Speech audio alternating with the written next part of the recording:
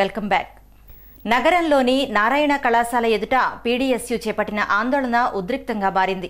నిబంధనలకు వ్యతిరేకంగా కళాశాలలు ఎందుకు నిర్వహిస్తున్నారని ప్రశ్నించిన పీడీఎస్యూ నాయకులపై కళాశాల యాజమాన్యం దౌర్జన్యానికి దిగింది. బెంజ్ సర్కిల్లోని నారాయణ కళాశాల ఎదుట పీడీఎస్యూ ఆధ్వర్యంలో ధర్నా జరిగింది. ఆదివారం కళాశాలలు నిర్వహించకూడదనే నిబంధన ఉన్నా ఎందుకు ఉల్లంఘిస్తున్నారని పీడీఎస్యూ నాయకులు కళాశాల యాజమాన్యాన్ని ప్రశ్నించారు. దీంతో కళాశాల యాజమాన్యం పీడీఎస్యూ నాయకుల మధ్య వాగ్వివాదం జరిగింది. పరిస్థితి ఉద్రిక్తతకు చేరడంతో పోలీసులు ఇరువురికి సర్ది చెప్పి వివాదాన్ని పరిష్కరించారు.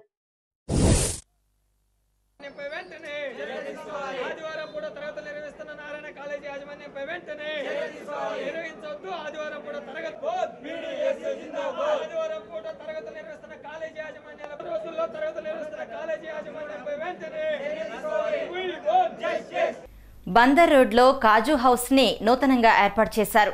మాజీ ఎమ్మెల్యే వెల్లంపల్లి శ్రీనివాస్ కాజు హౌస్ ని లాంఛనంగా ప్రారంభించారు. కాజుతో తయారు చేసిన రుచికరమైన స్వీట్స్ తమ వద్ద లభిస్తాయని, భవిష్యత్తులో మరిన్ని ప్రాంతాల్లో తమ కాజు హౌస్లు ప్రారంభిస్తామని నిర్వాహకులు శ్రీనివాస్ తెలిపారు. బందర్ రోడ్లోని గేట్వే హోటల్ సమీపంలో కాజు హౌస్ ను నూతనంగా ఏర్పాటు చేశారు. పశ్చిమ నియోజకవర్గ మాజీ ఎమ్మెల్యే వెల్లంపల్లి శ్రీనివాసరావు కాజు హౌస్ ను లాంఛనంగా ప్రారంభించారు. వర్ధమాన సినీ నటి ఈ కార్యక్రమంలో పాల్గొని సందడి చేశారు. కాజు హౌస్లో స్వీట్స్ ఎంతో రుచిగా ఉన్నాయని తెలిపారు. స్వీట్స్తో పాటు ప్రొవిజన్స్ కూడా అందుబాటులో ఉంచడం అభినందనీయమన్నారు. అనంతరం కాజు హౌస్ యజమాని శ్రీనివాసరావు మాట్లాడుతూ 25 ఏళ్లుగా వన్ టౌన్లో కాజు హౌస్ నిర్వహిస్తున్నట్లు తెలిపారు. కాజుతో తయారు చేసిన స్వీట్స్ అందరికీ అందించాలనే ఉద్దేశంతో బందర్ రోడ్లో తమ శాఖను ప్రారంభించామన్నారు. భవిష్యత్తులో మరిన్ని ప్రాంతాల్లో ఏర్పాటు చేస్తామని తెలిపారు. Excited to launch this Amma Kaju House. Amma Kaju House already 20 years నుంచి మంచి ఎస్టాబ్లిష్మెంట్లో ఇంకా సక్సెస్ఫుల్లీ రన్ అవుతూనే ఉంది. మీరు అందరికీ కూడా స్వీట్స్ అంటే చాలా ఇష్టం కదా, అండ్ నాకు స్వీట్స్ అంటే చాలా ఇష్టం. బట్ ఈ కాజు హౌస్ దగ్గరికి వచ్చిన తర్వాత ఇంకా ఫేమస్ అయిపోయింది. కాజుతో తయారు చేసిన స్వీట్స్ మీ అందరికీ బాగా నచ్చుతుంది. అండ్ మీరందరూ ఇక్కడికి వచ్చి మన అమ్మ కాజు హౌస్ని బాగా ఎంకరేజ్ చేయాలి అని నేను కోరుకుంటున్నాను. అండ్ అమ్మ కాజు హౌస్లో ఉన్న స్వీట్స్ అన్నీ చాలా అల్టిమేట్గా ఉన్నాయి. అండ్ స్వీట్స్ కాజుతో తయారు చేసిన స్వీట్స్ ఇంకా అల్టిమేట్గా ఉన్నాయి. డ్రై ఫ్రూట్స్ తయారు చేసిన స్వీట్స్ అమ్మ కాజు హౌస్లో మీకు అన్ని రకాల స్వీట్స్ అన్నీ దొరుకుతాయండి. సో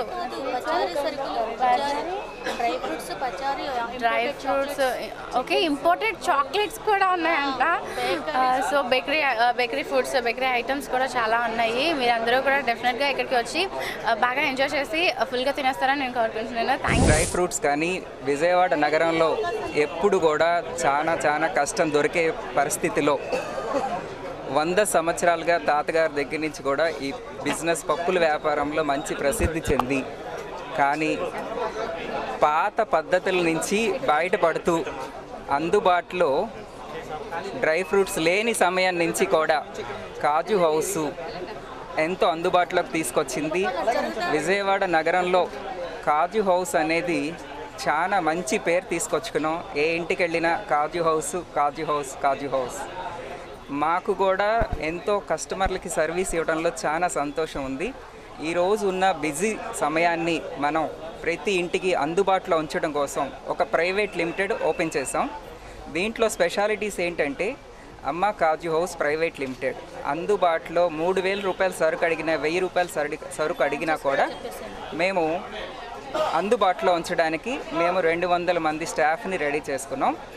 అందరికీ కూడా వివాహాది శుభకార్యములకు ఎంతో మంచి పేరు కాజు హౌస్ అంటే. మేము దాన్ని ఇంకా అభివృద్ధి తీసుకొస్తూ ఎంతో మందికి ఎంప్లాయ్మెంట్ తీసుకురావాలన్నదే మాకు మెయిన్. ఈరోజు ఇంకా ఫ్రాంచైజ్గా కూడా ఈరోజు వైజాగ్, కాకినాడ,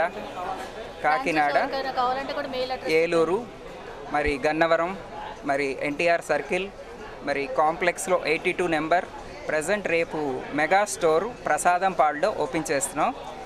రాష్ట్రం విడిపోయిన తరుణంలో ఆంధ్రప్రదేశ్ కార్మిక సంక్షేమ బోర్డును 2 బోర్డులుగా ఏర్పాటు చేయాలని AP building workers union demand చేసింది.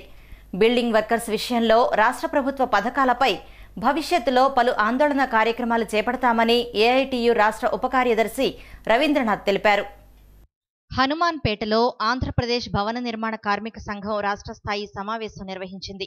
ఈ సందర్భంగా ఏఐటియుసి రాష్ట్ర ఉప ప్రధాన కార్యదర్శి రావులపల్లి రవీంద్రనాథ్ మాట్లాడుతూ కార్మికుల సమస్యలపై రాజకీయ కమిటీల పేరుతో కాలయాపన చేయకుండా కార్మిక సంక్షేమ సంఘం బోర్డును ఏర్పాటు చేయాలని ప్రభుత్వాన్ని డిమాండ్ చేశారు. పనిలో చనిపోయిన కార్మికులకు ఇచ్చే 2 లక్షల పరిహారాన్ని 5 లక్షలకు పెంచాలని, కార్మికుల పిల్లలకు స్కాలర్షిప్లను పెంచాలని తెలిపారు. సీనియర్ కార్మికులకు పెన్షన్ను 3,000కు పెంచి కార్మికుల కుటుంబాలను ఆదుకోవాలని తెలియజేశారు. కార్మికుల విషయంలో ప్రభుత్వం అవలంబిస్తున్న తీరుపై చర్చించి భవిష్యత్తులో పోరాటాలు చేస్తామని రవీంద్రనాథ్ తెలిపారు. రోజు విజయవాడ నగరంలో విడిపోయినటువంటి ఆంధ్రప్రదేశ్ రాష్ట్ర భవన నిర్మాణ కార్మిక సంఘం రాష్ట్ర సమితి సమావేశం జరుగుతున్నది. ఈ సమావేశంలో రాష్ట్ర ప్రభుత్వం ఈ భవన నిర్మాణ కార్మిక ఏడలో అవలంబిస్తున్నటువంటి విధానాల గురించి చర్చించి భవిష్యత్తు పోరాట కార్యక్రమాలు నిర్వహించాలని నిర్ణయించడం జరుగుతూ ఉంది. ప్రధానంగా ఉమ్మడి రాష్ట్రంలో ఉన్నటువంటి సంక్షేమ బోర్డు, భవన నిర్మాణ కార్మిక సంక్షేమ బోర్డుని తక్షణమే 2గా విడగొట్టి ఆంధ్రప్రదేశ్ సంక్షేమ బోర్డుగా విడదీయాలి. ఆ ఉమ్మడిగా ఉన్నటువంటి 11,000 కోట్ల రూపాయల నిధుల్ని జనాభా ప్రాతిపదికపైన 58% ఆంధ్రప్రదేశ్ సంక్షేమ బోర్డు కేటాయించాలి. అదేవిధంగా ఈ సంక్షేమ బోర్డుని ఫుల్ ఫ్లెడ్జ్డ్గా కార్మిక సంఘాలతో కూడినటువంటి సంక్షేమ బోర్డును ఏర్పాటు చేయాలి. దాంట్లో ఈ భవన నిర్మాణ కార్మిక సంఘాన్ని కూడా సంక్షేమ బోర్డులో సభ్యులుగా చేర్పించాలి. రాష్ట్ర ప్రభుత్వం రాజకీయ కమిటీలను ఏర్పాటు చేయడం ద్వారా భవన నిర్మాణ కార్మికులకి న్యాయం జరగదు. అందుకని కార్మిక సంఘాలతో ఉన్నటువంటి సంక్షేమ బోర్డును ఏర్పాటు చేయాలని ఈ సమావేశం డిమాండ్ చేస్తూ ఉన్నది. అదేవిధంగా సంక్షేమ బోర్డు ద్వారా ఈరోజు అందిస్తున్నటువంటి సౌకర్యాలని గతంలో అనేక సంవత్సరాల నుంచి మేము డిమాండ్ చేస్తూ ఉన్నాం.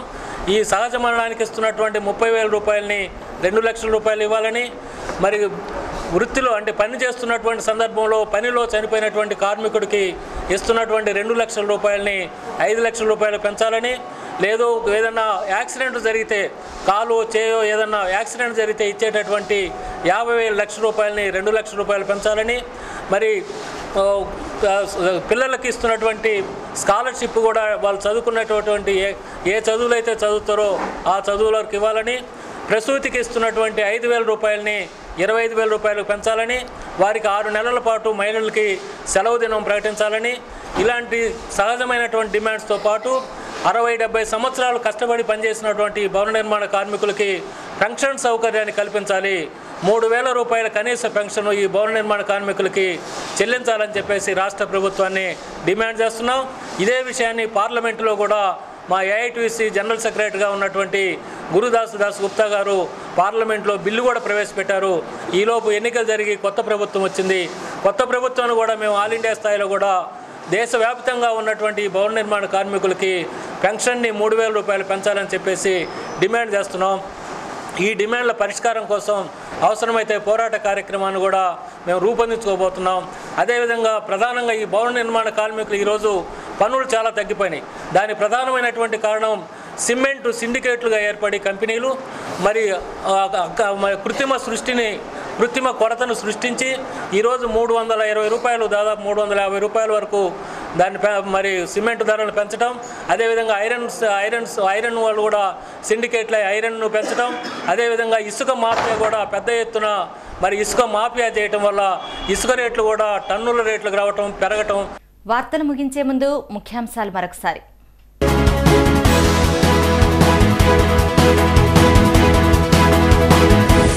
నగరాభివృద్ధికి అవకాశాలు పుష్కలమన్న సీఎం చంద్రబాబు. రాష్ట్రాన్ని సిలికాన్ కారిడార్గా రూపొందిస్తామని వెల్లడి. ఆదివారం కళాశాలల నిర్వహణకు వ్యతిరేకంగా ఆందోళనకు దిగిన విద్యార్థి సంఘాలు. యాజమాన్యంతో వాగ్వివాదం. శాకాంబరి ఉత్సవాలపై సంతృప్తి వ్యక్తం చేసిన దుర్గగుడి ఇన్ఛార్జ్ ఈవో త్రినాథరావు. ప్రతి ఏటా ఉత్సవాలు నిర్వహిస్తామని వెల్లడి. మున్సిపల్ ఉద్యోగుల వేతనాలు పెంచాలి. AITUC demand. 010 పద్దు కింద జీతాలు చెల్లించకపోతే ఉద్యమిస్తామని హెచ్చరిక.